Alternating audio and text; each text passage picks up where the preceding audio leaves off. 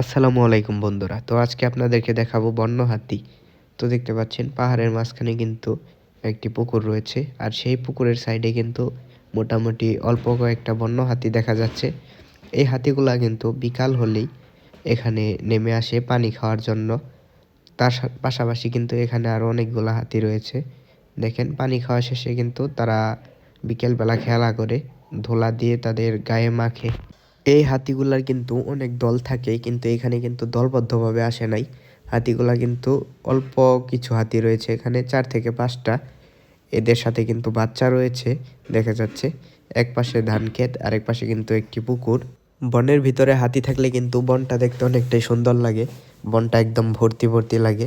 এই হাতিগুলা কিন্তু বনের মাঝে নানানভাবে ছড়িয়ে ছিটিয়ে থাকে।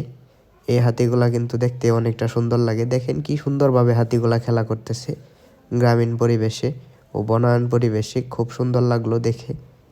তার সাথে আরো পিছনে অনেকগুলো হাতি রয়েছে। এই হাতিটা কিন্তু খুবই সুন্দর একটি হাতি, খুব ভালোভাবে খেলাধুলা করে পুকুরের সাইডে দেখতে পাচ্ছেন।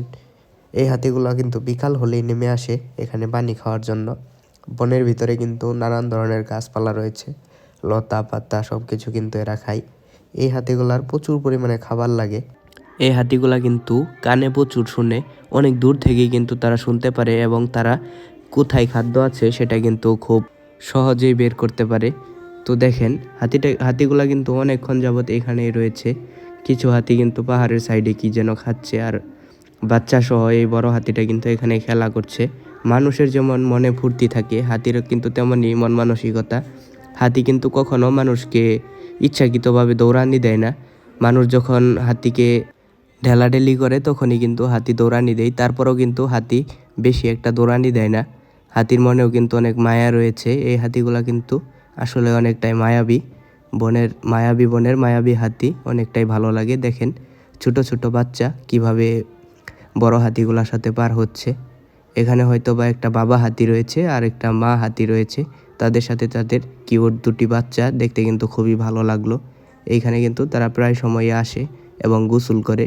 তো আমাদের সকলেরই উচিত হাতিকে সুন্দর চোখে দেখা আর হাতিকে সংরক্ষণ করা। বনের প্রাণী বনেই কিন্তু সুন্দর। এই জিনিসগুলা কিন্তু আমাদের কখনো ক্ষতি করে না। আর যদিও কারো অল্প ক্ষতি করে থাকে, তারপরও কিন্তু তাদেরকে ক্ষতিপূরণ দেওয়া হয়। সরকারের পক্ষ থেকে কিন্তু তাদেরকে দ্বিগুণ পরিমাণে টাকা দেওয়া হয়। আর এই হাতিকে সংরক্ষণ করার জন্য সরকার একটা টিম বানিয়েছে, সেই টিমটার নাম হচ্ছে ERT টিম। তারা কিন্তু খুব সুন্দরভাবে হাতিকে দেখে শুনে রাখে, ও যদি লোকালয়ে নামে হাতিকে কিন্তু তারা খুব সুন্দরভাবে আবার পাহাড়ে দিয়ে আসে।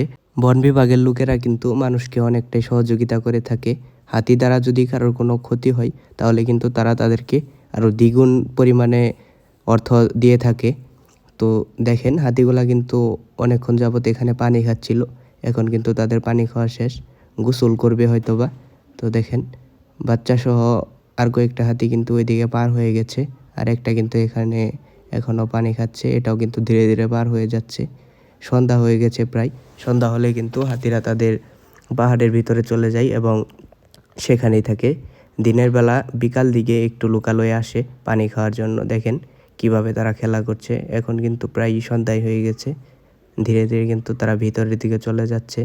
এখন কিন্তু তারা সেখানে গিয়ে তাদের আহার করবে, লতা পাতা নানা ধরনের গাছপালার পাতা সব কিছু কিন্তু তারা খাবে ধীরে ধীরে ঘুরে ফিরে। দেখেন সরু একটা রাস্তা ধরে কিন্তু খুব সুন্দরভাবে তারা হেঁটে যাচ্ছে, তারা কিন্তু কারো কোনো ক্ষতি করে না।